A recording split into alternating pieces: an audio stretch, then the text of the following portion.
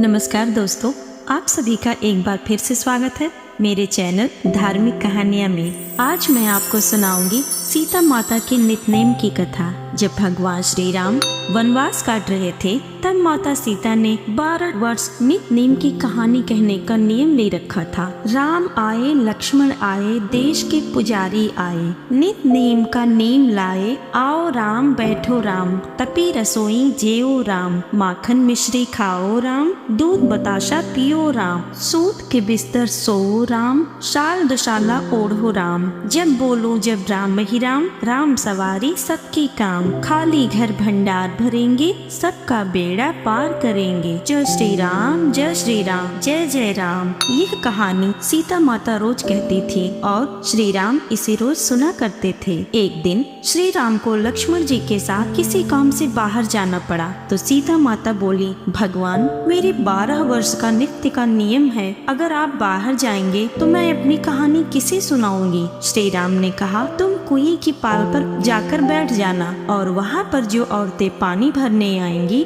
उन्हें अपनी कहानी सुना देना। सीता माता कुएं की पाल पर जाकर बैठ गई। एक स्त्री आई, उसने रेशम की जरी वाली साड़ी पहनी थी और सोने का घड़ा ले रखी थी। सीता माता उसे देखकर कहने लगी, बहन मेरे 12 वर्ष का नित्य नियम है, मेरी कहानी सुन लो। पर वह स्त्री बोली, मैं तुम्हारा नितनेम सुनने बैठूंगी तो मुझे घर जाने में देर हो जाएगी और मेरी सास मुझसे लड़ाई करेगी। उसने कहानी नहीं सुनी और वहाँ से चली गई। घर पहुँचते पहुँचते उसकी रेशम की जरी वाली साड़ी फट गई और सोने का घड़ा मिट्टी का हो गया। सास ने देखा तो बोली, यह किसका दोष अपने सिर लेकर आ गई है बहू। बहू बोली, माता जी मैं भी हैरान हूँ, यह कैसे हुआ। मैं तो कुएं से पानी भर कर आ रही हूँ पर कुएं पर एक औरत बैठी थी और उसने मुझे अपनी कहानी सुनने को कहा पर मैंने मना कर दिया। शायद यह उसी का फल है। सास तुरंत वही साड़ी पहनकर कुएं की पाल पर गई। सास को वहाँ सीता माता बैठी मिली और बोली,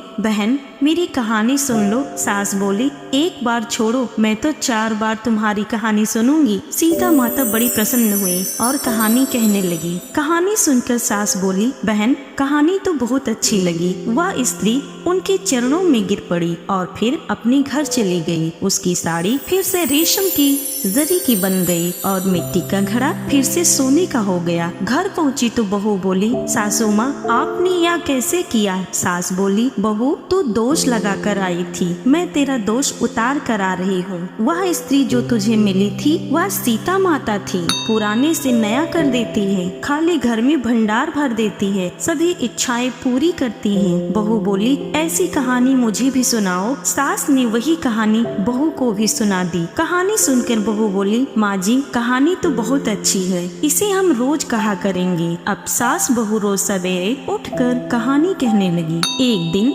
उनके घर पड़ोस की एक औरत आई और बोली, बहन जरा सी आग दे दो। सास बोली, बहन आज तो हमने अभी आग जलाई ही नहीं है। पड़ोसन बोली, फिर 5 बजे से उठकर क्या कर रही थी। तो सास बोली, सुबह उठकर हम सीता माता की नितनेम की कहानी कहते हैं। पड़ोसन बोली, यह कहानी मुझे भी सुना दो। कहानी सुनकर पड़ोसन बोली, अब यह सीता माता की नितनेम की कहानी मैं भी रोज सुनूंगी। कहानी कहने से सीता माता ने पड़ोसन के भंडार भर दिए। सीता माता जैसे उनकी भंडार भरी वैसे इस कहानी को कहने, सुनने और होंकार भरने वाले सभी के भंडार भरना। जय माँ सीता। प्यारे दोस्तों, कहानी पसंद आई हो तो प्लीज लाइक, शेयर, सब्सक्राइब करें और कमेंट में लिखें जय माँ सीता। धन्यवाद दोस्तों।